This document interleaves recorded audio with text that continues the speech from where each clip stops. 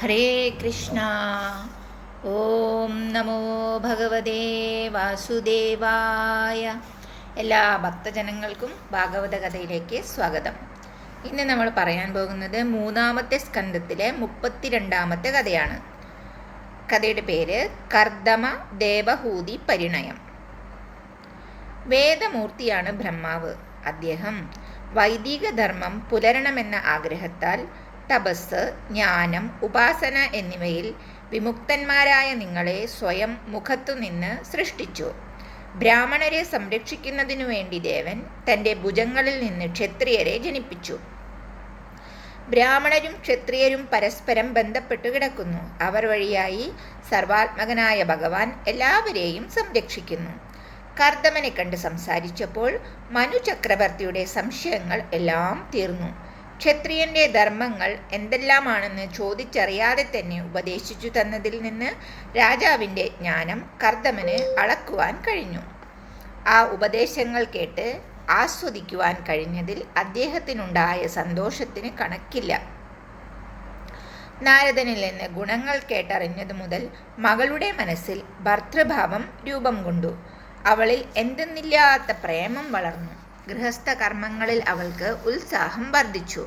അവൾ സർവദാ പ്രജാപതിക്ക് യോജിച്ചവളാണെന്ന് പിതാവിന് ബോധ്യപ്പെട്ടു. ഞങ്ങളുടെ ഈ മകളെ പരിഗ്രഹിച്ച് സ്വീകരിച്ചാലും പിതാവ് അഭ്യർത്ഥിച്ചു. സ്വയം ഇങ്ങോട്ട് വന്ന വിഷയത്തെ തിരസ്കരിക്കുന്നത് ഭൂഷണമല്ല. അപ്പോൾ പിന്നെ കാമിയുടെ കാര്യം പ്രത്യേകം പറയണോ? സ്വയം ഇങ്ങോട്ട് കൊണ്ടുവന്നു തരുന്നവരെ ആദരിക്കാതെ മടിച്ചു നിൽക്കുന്ന മറ്റൊരുവനോട് ചെന്നു യാചിക്കുന്നത് അവൻ എത്ര വലിയവനാണെങ്കിലും നിന്ദിതനാകും. അങ്ങ് അവളെ ഇഷ്ടപ്പെടുന്നു. ആ നിഷ്കളങ്കമായ സ്നേഹം ഞാൻ മനസ്സിലാക്കുന്നു. അതുകൊണ്ട് അവളെ പരിഗ്രഹിച്ചാലും. മനു ചക്രവർത്തിയുടെ വാക്കുകൾ കേട്ടപ്പോൾ കർദമന്റെ മനസ്സ് കുളിരണിഞ്ഞു. രണ്ടുപേരും കൂടുതൽ അടുത്തു. അകലാൻ കഴിയാത്ത വിധം പ്രേമം വളർന്നു. കർദമൻ എല്ലാം പിതാവിനോട് തുറന്നു പറയുവാൻ തീരുമാനിച്ചു. ഞാൻ വിവാഹാർത്ഥിയാണ്. അങ്ങയുടെ പുത്രി മറ്റാർക്കും വാക്കുകൊടുത്തിട്ടില്ലെന്നുള്ളതും സത്യമാണ്. അതുകൊണ്ട് പിതാവിൻ്റെ അഭിലാഷം തന്നെ നടക്കട്ടെ. മഹാലക്ഷ്മിയെ വെല്ലുന്ന ശരീരകാന്തി ആഭരണാതിശോഭയെ കീഴ്പ്പെടുത്തുന്നു. ഈ ലോകത്ത് ആ സൗന്ദര്യറാണിയെ ആദരിക്കാത്തവർ ആരും കാണില്ല. കർദമൻ വേദമന്ത്രം ഉരുവിട്ടുകൊണ്ടു തന്നെ പാണീഗ്രഹണം യഥാവിധി നടത്തുവാൻ പിതാവിന് അനുവാദം നൽകി. പക്ഷേ ഒരു നിബന്ധന. എന്താണത്? ഇവളിൽ എനിക്ക് സന്തതികൾ ഉണ്ടായിക്കഴിഞ്ഞാൽ പിന്നെ ഞാൻ ഭഗവാൻ ഉപദേശിച്ച പരമഹംസധർമ്മങ്ങളായ അഹിംസകളെ ബഹുമാനിക്കും. സർവസംഘ പരിത്യാഗം വരിക്കും. അതിന് യാതൊരു തടസ്സവും അരുത്. ഭഗവാനാണ് എനിക്ക് പരമപ്രമാണം. നിബന്ധനകൾ കേട്ടുകൊണ്ട് എല്ലാവരും മൗനം ഭജിച്ചു. സർവത്ര നിശബ്ദത പരന്നു. കർദമൻ ധ്യാനനിരതനായി മൗനം വരിച്ചു. ദേവഹൂതിയുടെ മനസ്സിനെ മോഹിപ്പിക്കും വിധം പ്രജാപതിയുടെ മുഖത്ത് ദിവ്യശോഭ ജ്വലിച്ചു.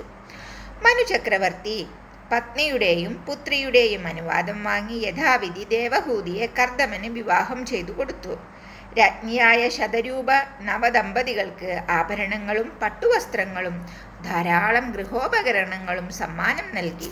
മനു ചക്രവർത്തിക്ക് ആഗ്രഹപ്രകാരം പുത്രിയെ അനുരൂപനായ ഭർത്താവിൻ്റെ കയ്യിലേൽപ്പിക്കുവാൻ കഴിഞ്ഞുവെങ്കിലും മകളുടെ വിരഹം അദ്ദേഹത്തെ വല്ലാതെ തളർത്തി. ഹാ പ്രിയപുത്രി, പൊന്നുമോളെ എന്ന് വീണ്ടും വീണ്ടും വിളിച്ചു കരഞ്ഞുകൊണ്ട് പിതാവ് അവളെ ആലിംഗനം ചെയ്തു. നെറുകയിൽ ധാരാളം ചുംബിച്ചു. പിതാവിൻ്റെ കണ്ണുനീർ പുഴയിൽ പുത്രിയുടെ തലമുടി നനഞ്ഞു കുതിർന്നു. രാജാവ് കർദമന്റെ അടുത്തു ചെന്ന് യാത്ര പറഞ്ഞ് അനുവാദം വാങ്ങി പത്നിയോടും അനുചരന്മാരോടും കൂടി തേരിൽ കയറി നാട്ടിലേക്ക് പുറപ്പെട്ടു. സരസ്വതീ നദീതീരത്തുകൂടി യാത്ര തുടർന്നു. ബ്രഹ്മാവർത്തത്തിലെ ബഹിഷ്മതിയിലെത്തി. പ്രജകൾ സന്തോഷത്തിലമർന്നു. വാദ്യഘോഷങ്ങൾ മുഴങ്ങി. സ്തുതിഗീതങ്ങളും ഹരിഭജനവും അവിടം ഭക്തി നിർഭരമാക്കി തീർത്തു.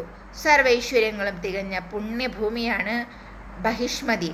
വരാഹരൂപിയായ ഭഗവാൻ ആ പുരിയെ സംരക്ഷിക്കുന്നു. വരാഹം കുടഞ്ഞെഴുന്നേറ്റപ്പോൾ രോമങ്ങൾ വീണ സ്ഥലത്താണ് ആ പുരി നിലകൊള്ളുന്നത്. പിന്നീട് രോമങ്ങൾ കുശം, കാശം തുടങ്ങിയ പുല്ലുകളായി വളർന്നു. ഋഷികൾ അവ കൊണ്ട് യജ്ഞമൂർത്തിയായ ഭഗവാനെ യജിച്ചു. ആ സ്ഥലത്താണ് മനു ചക്രവർത്തി യജ്ഞവേദി ഒരുക്കിയത്. രാജാവ് അവിടെ ഭഗവാന്റെ ലീലകളെ കേട്ടുകൊണ്ട് ധർമ്മം ചെയ്ത് ഭോഗസുഖങ്ങൾ അനുഭവിച്ചുകൊണ്ട് വാണു. ഭഗവത് ഭക്തനാകയാൽ ഭൗതിക രോഗങ്ങൾക്കൊന്നും അദ്ദേഹത്തെ വഴിതെറ്റിക്കാനായില്ല. ഭൗതിക ഭോഗങ്ങൾക്കൊന്നും അദ്ദേഹത്തെ വഴിതെറ്റിക്കാനായില്ല. മുഴുവൻ സമയവും അദ്ദേഹം ഭഗവത് ചിന്ത കൈവെടിയാതെ ധ്യാനിച്ചും കീർത്തിച്ചും ആരാധിച്ചും സമയം ചിലവഴിച്ചു. അദ്ദേഹം വാസുദേവ ചിന്തയിൽ മുഴുകി അവസ്ഥാത്രയങ്ങളെ അതിക്രമിച്ച് 71 ചതുയുഗ പര്യന്തമുള്ള സമയം നയിച്ചു. ദേഹപീഡകളോ മാനസിക വ്യഥകളോ അന്തരീക്ഷബാധകളോ ഭൂതപ്രേത ക്ലേശങ്ങളോ ഏൽക്കാതിരിക്കുവാൻ സർവാത്മനാ ഭഗവാനെ ശരണം പ്രാപിച്ച് ശേഷിച്ച കാലം കഴിച്ചുകൂട്ടി ജീവിതം മുന്നോട്ടു നീക്കി. മനുവർണ്ണാശ്രമധർമ്മങ്ങളെപ്പറ്റി മുനിമാർക്ക് സർവകാര്യങ്ങളും വിസ്തരിച്ച് പറഞ്ഞുകൊടുത്തു. ആദിരാജാവിൻ്റെ അത്ഭുതചരിതം അവസാനിച്ചു. ഹരേ കൃഷ്ണ. ഓം നമോ ഭഗവതേ വാസുദേവായ. ഇനി നമുക്ക് അടുത്ത ഒരു കഥയുമായിട്ട് നാളെ കാണാം. ഹരേ കൃഷ്ണ.